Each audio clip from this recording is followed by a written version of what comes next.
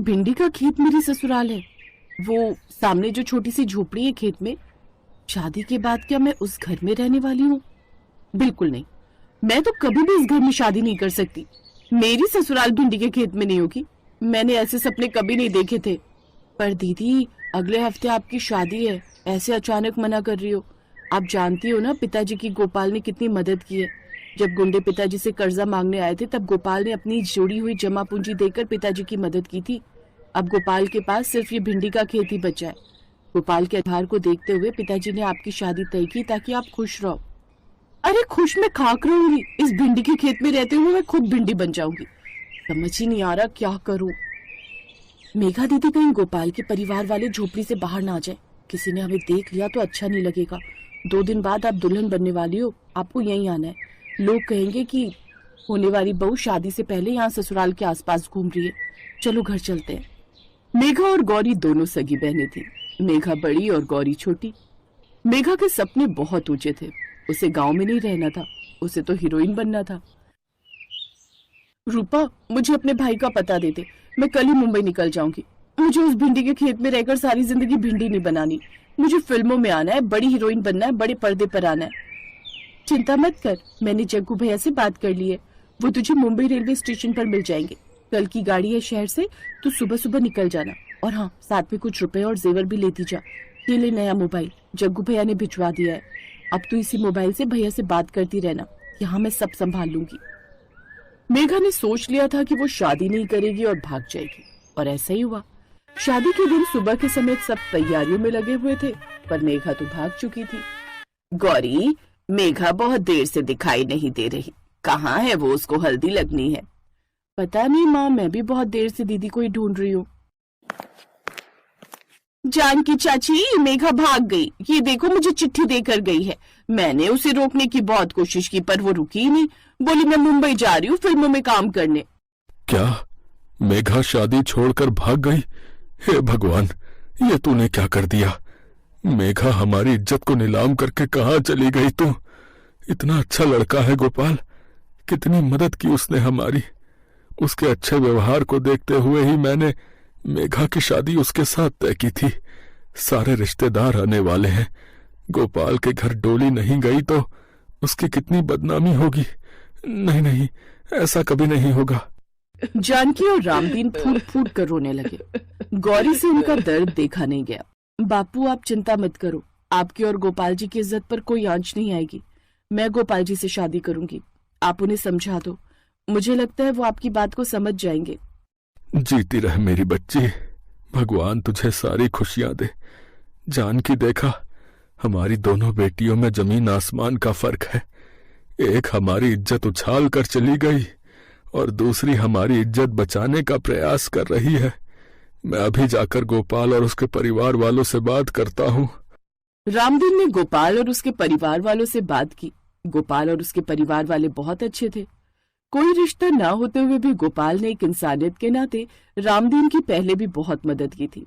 अब जब ऐसी दुविधा आ गई जिसमें रामदीन भी कुछ नहीं कर सकता था, तो गोपाल ने गौरी के साथ शादी करने के लिए हाँ कह दी। और फिर शुभ मुहूर्त में गोपाल और गौरी की शादी हो गई। खूब खुशियों के साथ गौरी का गृह प्रवेश हुआ। बहू, तुम भी कहोगी कि कैसी ससुराल है भिंडी के खेत में। इस छोटी सी झोपड़ी में तुम्हें रहना पड़ेगा। माँ जी, आप लोगों का दिल इतना बड़ा है।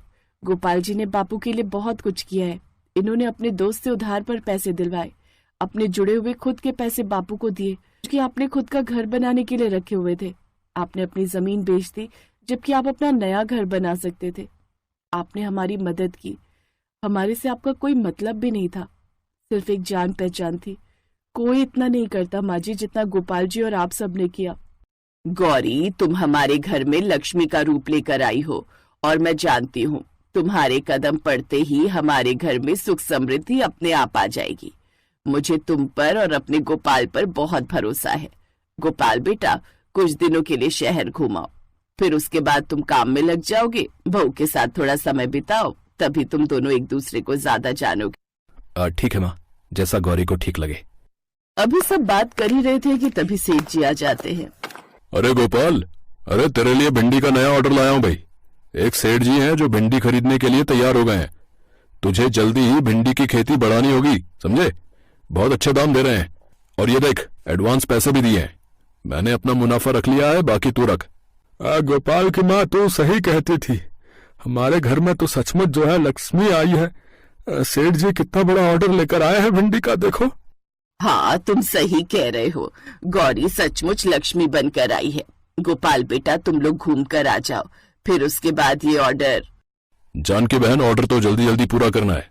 अभी जितनी भी खेत में भिंडी आई है वो सारी तुम्हें 2 दिन में ही पैक करके भेजनी है। माँ जी, पहले काम जरूरी है, हम फिर बाद में कभी घुमाएंगे। हमें ये ऑर्डर हाथ से जाने नहीं देना। मैं भी भिंडी तोड़ने में आप लोगों की मदद करूंगी। हम सब बहुत जल्दी इस ऑर्डर को पूरा कर देंगे। गौरी की बात सुनकर सबके चेहरों पर खुशी आ जाती है। गौरी का स्वभाव बहुत अच्छा था। उसने बहुत ही मेहनत के साथ अपने ससुराल वालों की पूरी मदद की। उसे अच्छे से बोरियों में भरवाया और गोपाल के साथ मिलकर अगली फसल की तैयारी की। गौरी के आने के बाद गोपाल और उसके परिवार वालों की किस्मत बदल गई।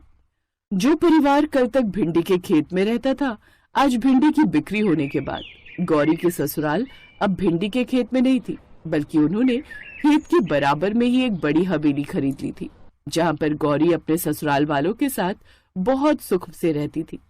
एक दिन अचानक गौरी की बड़ी बहन मेघा उसके सुख में खलल डालने के लिए वापस लौट आई। गौरी, तुम लोग इतने अमीर हो गए, पर अचानक? मेघा दीदी, सब भगवान की कृपा है। बुरा मत मानना गौरी, भगवान की नहीं, मेरी कृपा है। अगर मैं उस दिन शादी छोड़कर ना जाती तो आज तुम इस घर की बहू ना होती। वैसे तो इस घर पर और गोपाल पर मेरा हक है। मैं तो तुम्हें जीजा जी नहीं कहने वाली, क्योंकि मेरे मुंह से निकलेगा ही नहीं। मैं तो तुम्हें गोपी ही बोलूंगी, जैसे पहले बोला करती थी। मेघा, पहले की बात और थी।